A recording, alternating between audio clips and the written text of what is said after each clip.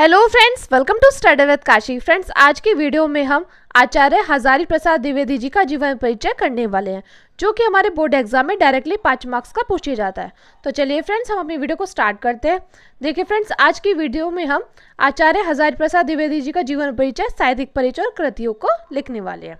देखिए, कुछ लोग बोलते हैं कि अगर आप जीवन परिचय को 5 से 6 पेज का लिखोगे तभी आपको 5 में से 5 नंबर मिलेंगे, लेकिन ऐसा कुछ नहीं है। हमें क्या करना है, हमें बस पॉइंट टू पॉइंट लिखना है, क्योंकि एग्जामिनर यही चेक करता है कि बच्चे को जीवन परिचय अच्छे से आता है या नहीं।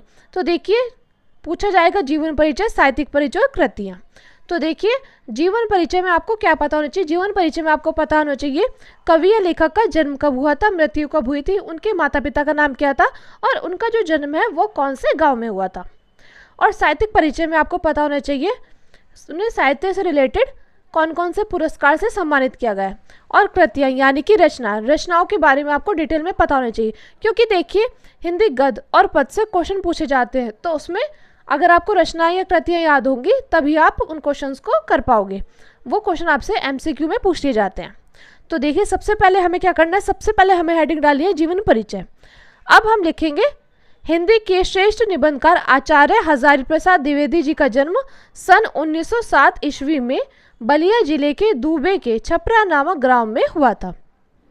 यानी कि आपको क्या करना है, आपको जीवन परिचय 2 से 3 बार पढ़ना है, तभी आपको अच्छे से याद हो जाएगा कि जीवन परिचय हिंदी के श्रेष्ठ निबंधकार आचार्य हजारी प्रसाद द्विवेदी जी का जन्म सन 1907 ईस्वी में बलिया जिले के दूबे के छपरा नामक ग्राम में हुआ था।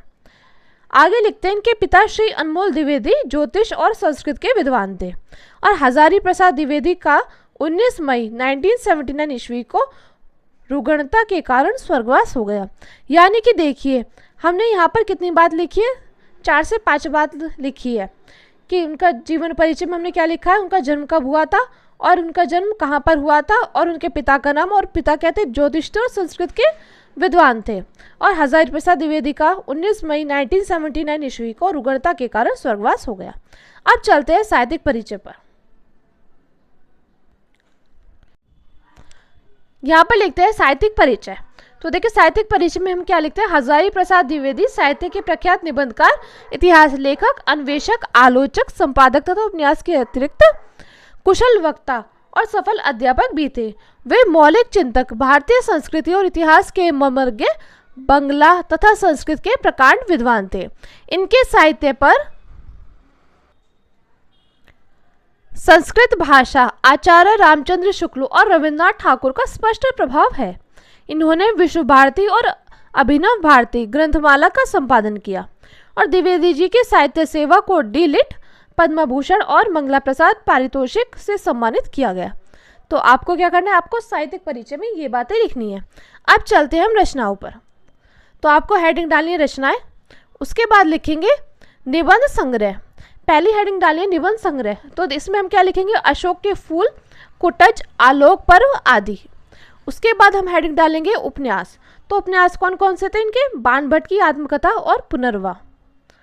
कौन कौन से थे, बाण भट्ट की आत्मकथा और पुनर्वा।